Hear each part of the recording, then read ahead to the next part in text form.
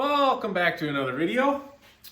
Today I wanted to put together just like a real quick simple video on what abrasives you might need starting out as a new knife maker and transitioning into where you're maybe making more knives.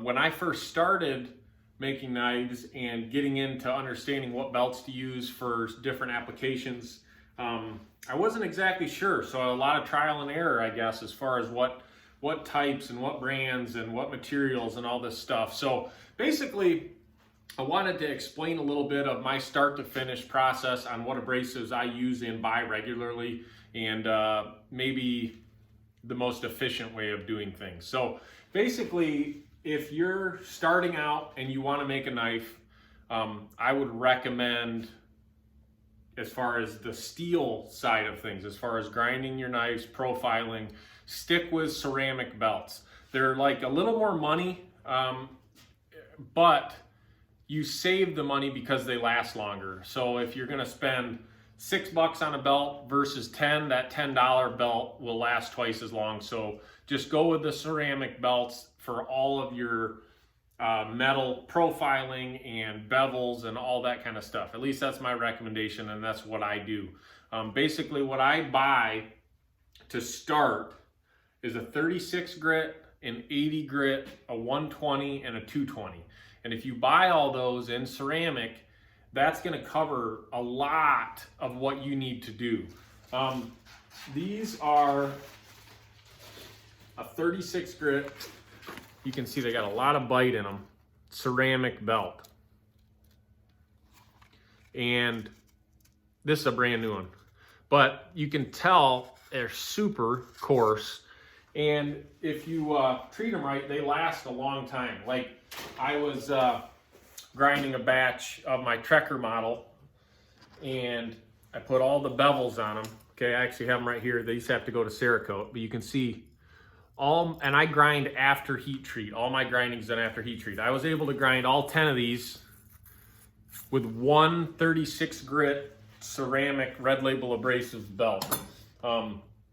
So obviously I don't do all the grinding with it, but 90% of the grinding is done with that 36 grit belt. So after your 36 grit, you do all your profiling, your bevels, all that stuff. It's good to jump up to either a 60 or an 80 grit belt. They basically say with any sanding applications, you don't want to more than double your grit. So if you're, at an 80 grit, you shouldn't go up past a 160 or whatever it is. You want to double it every time. So like my progression is 36 to 80, which is a little more than doubling it, but it works for me. You can jump to a 60 and then a 120, but I like that 80 grit. It seems to work well for me. So I go 36, 80, and then to a 120, and then a 220. And then after 220, I either jump right to hand sanding if I'm doing like a Damascus blade or something that's going to get a different finish. If I'm doing like a satin finish, I like to use these, which these are also available from Red Label Abrasives, and they're called the surface conditioning belts, okay? And it's basically a Scotch-Brite belt, or a Scotch-Brite material on a belt. And I wasn't sure when I first started what the point of these things were, but what these do, and you can get them in different cuts. Like this one right here is a coarse grit, okay? And you can get, I think, coarse, like medium, fine, and extra fine. And I find that if you get like the medium one, that seems to work for like the majority of what you're going to be doing, which for me, I like to, like a lot of times, I don't know if I have an example of it here because this knife doesn't have it, but like on my flats of the knife, this part, I'll normally do that satin finish where I actually hold the knife like this vertically on the grinder and push it against these. And it's really almost like a fast way of getting a clean satin leveled finish. Also, if you do it, you can use them on your bevels for your final finish. It just helps smooth things out and even things out. And I definitely recommend ordering one of these whenever you order your next belts. As far as metal goes, I think that kind of covers what you need. obviously this is super basic. I'm not going to get into all the different kinds of Trizacs and different materials. Stick with ceramic for steel work, especially with knife stuff. I've used all the other kinds, and yes, they work, but as far as your money goes, you want it to go as far as possible. Stick with the ceramic belts. As far as handle work goes, which that's a big part of this whole thing, is understanding what abrasives to use for different materials. And as far as that goes, I use a lot of hard stabilized woods and ironwood and resin materials, all that different stuff.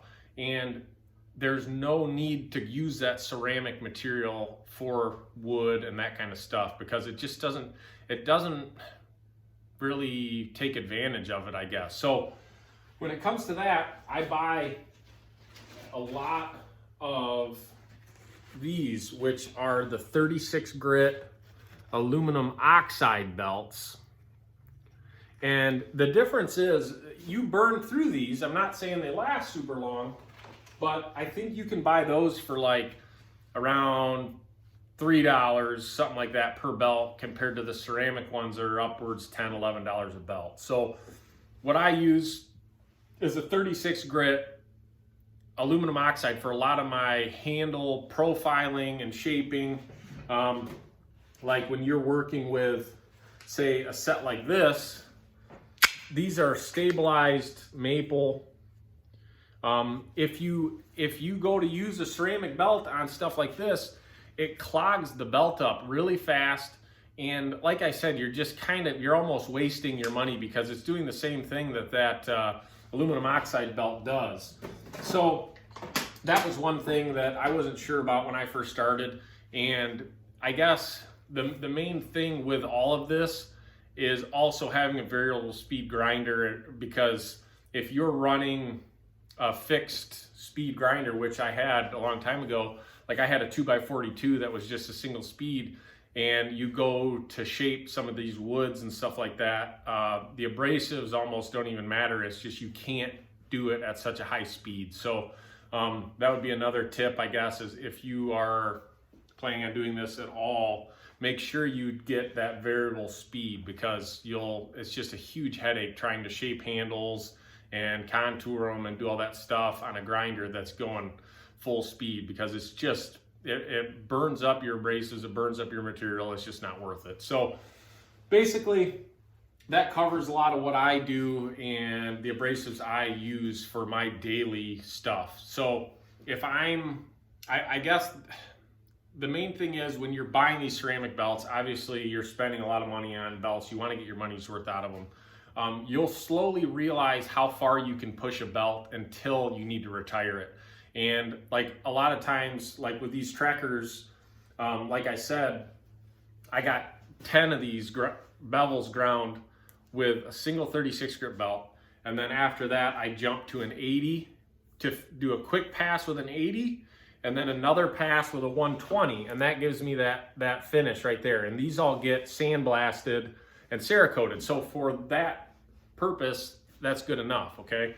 Now, as far as those higher grip belts go, like I think I went through 2 80 grip belts with these and 2 120 grip belts as well.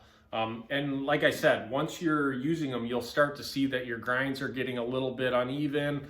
And that's what happens, is that abrasive just starts to wear off and it's time to change belts. So it's hard to do, but it's part of the deal, and you have to kind of know that every knife you do, there's X amount of cost in your abrasives.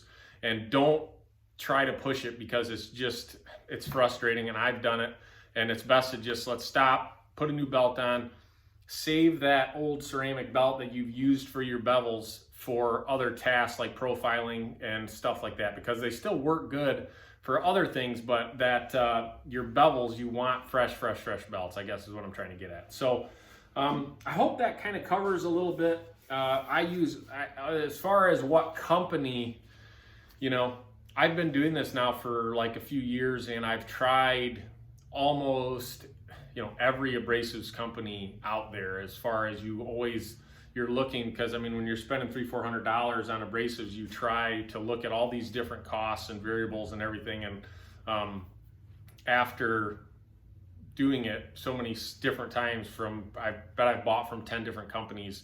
I've kind of stuck with Red Label abrasives for a couple reasons. They're local to Michigan. I'm from Michigan. I think it's pretty cool. Their product is just always good. I've never got a bad belt from them. I've never got something I was unhappy with. It's consistency, and when you're buying all the time like I am, consistency is really nice. I bought from other companies that I'll get belts and I'll go to use one and it's got super wobble to it, which is somewhat common. But when you're spending $10, $11, $12 a belt and you get it and it's going like this on the grinder, that's not okay, you know. So, and you know, companies have replaced them and this and that, but you don't really want to have to deal with that. But it's part of the deal, I guess.